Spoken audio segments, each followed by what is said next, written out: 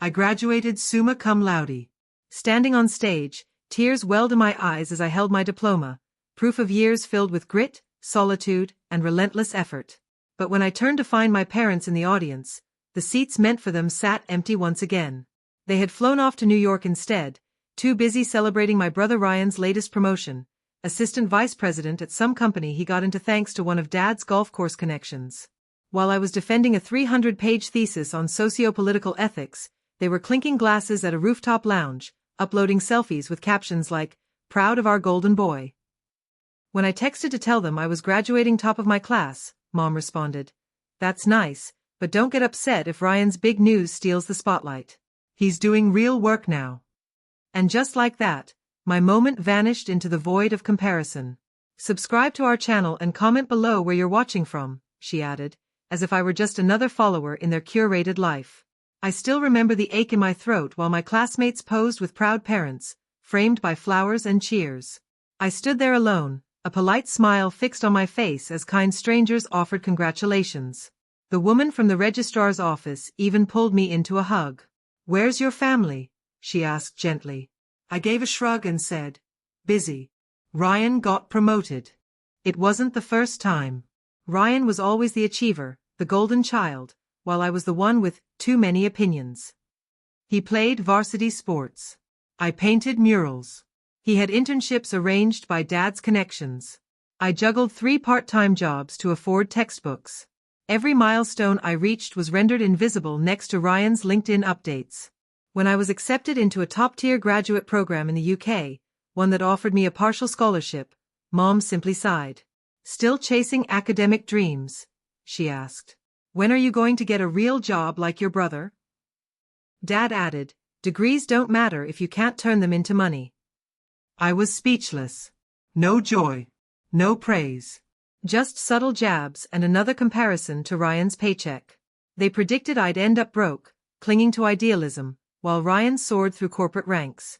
The message was always the same: I wasn't enough, not because I failed, but because I wasn't him. Then I landed a consulting role with a global NGO, helping shape post-conflict policy in war-torn regions. When I shared the news, they laughed. "Sounds like some glorified volunteer trip," Mom quipped. "Tell us when you're done backpacking and ready to earn like Ryan." What they didn't know was that I was sitting in policy rooms with ministers. My research was being cited in international journals. I was speaking on global stages. My network included diplomats, economists, and world leaders, people they couldn't even pronounce. One holiday, I returned home. While I sat quietly in the kitchen, I overheard Dad bragging to his friends at the dinner table. "Our daughter? Something with humanitarian work. Who knows what that even means?" But Ryan, he just closed a deal that doubled his department's numbers. Now that's success. I sat there like a ghost, listening to them speak of me like I was the family embarrassment. But I didn't cry this time. I didn't argue. I just left, quietly, and went back to work. And the world began to notice. 2 years after that Christmas dinner where I sat silently in the shadows, I stood under the lights of Geneva, delivering a keynote address to leaders from 7 nations. I was no longer just the girl with opinions. I was Dr. Noel Carter, lead policy strategist at Global Equity International. That same evening, my face appeared on the cover of World Affairs Monthly, the headline reading, "The Young Voice Shaping Global Thought." Just below the title, a single line made me grin wider than any of Ryan's awards ever could. Consultant Noel Carter was once told her degree would never matter. They had no idea. My family didn't even know where I lived anymore. I had cut ties after one final conversation where my mother told me I was too emotional to survive the real world. Since then, they only reached out on birthdays, not mine, but Ryan's, or anniversaries, always sharing updates like PR bulletins from The Ryan Carter Show. Ryan just bought a new place. Ryan was invited to speak at a financial summit. Ryan and his wife are expecting. Never a, "How are you?" Never a, "Are you safe overseas?" Just endless broadcasts about him. And I let it be. I smiled at the silence, because it wasn't emptiness anymore. It had become a boundary. One I chose. One I needed. I bought my first apartment in London. Then a penthouse.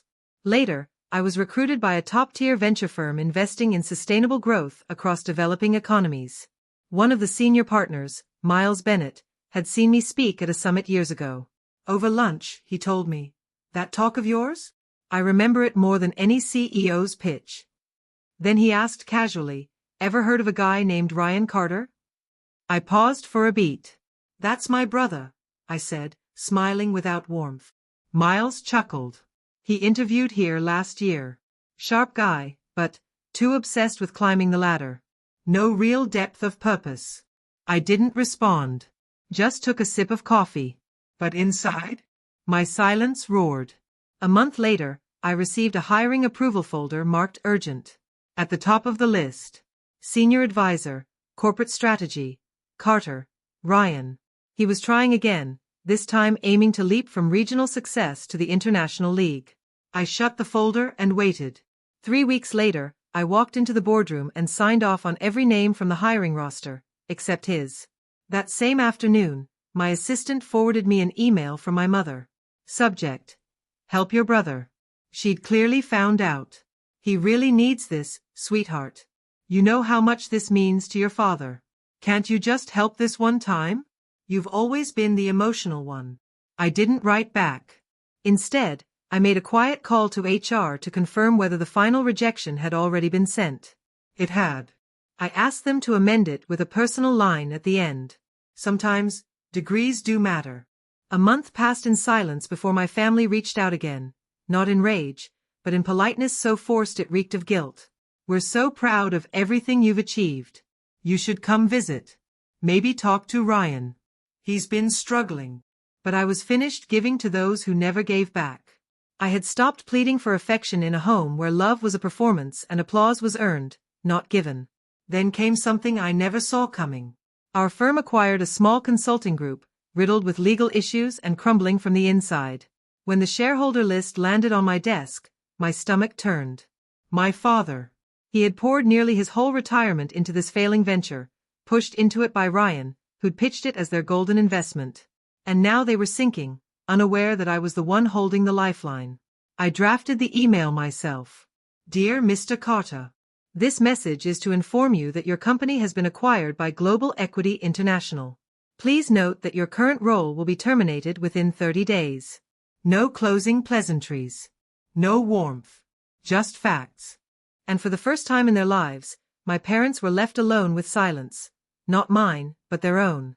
The silence that comes after years of turning your child invisible. I wasn't vengeful. I didn't tweet about it or broadcast it in boardrooms. I simply existed, louder than their expectations, quieter than their control, and far beyond their reach. I only learned of Ryan's daughter's christening because my mother forwarded the invite, not even addressed to me, just CC'd like an afterthought. "We'd love to see you there, but no pressure. It's mostly family. Mostly family." As if I hadn't come from her own body. As if I hadn't scrubbed the kitchen floors after Ryan's graduation party while she called him the pride of our bloodline. I didn't reply. But this time, I didn't ignore it either. Instead, I mailed a package. Inside was a small ivory envelope labeled, "To whom it may concern." It arrived the morning of the christening, hand-delivered by a courier in a tailored suit, just as guests began arriving at the flower-covered garden. My father was pouring champagne. My mother was fixing centerpieces. Ryan stood proudly beside his wife, smiling under the weight of praise. Then someone opened the envelope. The party fell quiet. Inside was a formal document. One bold line at the top read, "Effective immediately, the mortgage on 218 Crescent Hill Lane has been transferred to new ownership. Please direct all future payments to Dr. Noel Carter." Stapled behind it, an eviction notice. And tucked into the back, a hand-signed RSVP card. "Regretfully, I will not be attending the christening. However, I'll be stopping by the property next Friday to inspect my investment. Kindly leave the keys on the counter." That night, my phone lit up like a warning flare. 6 voicemails from my mother. Texts from my father. Even Ryan tried calling, the name flashing on my screen like a ghost I'd buried long ago. I didn't answer. Not out of bitterness, but out of peace.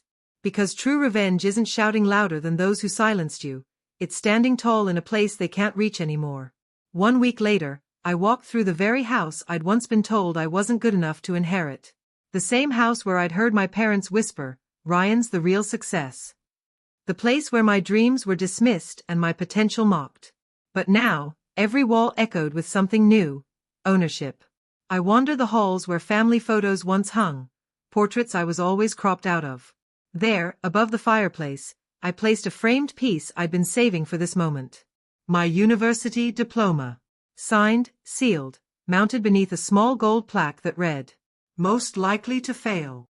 I hung it in silence. Then I locked the front door behind me, not as a symbol of cruelty, but as closure. Because the girl who once begged for a seat at the table had become the woman who now owned the entire house. The table, the chairs, and the roof over their heads. And she wasn't sending out invitations anymore.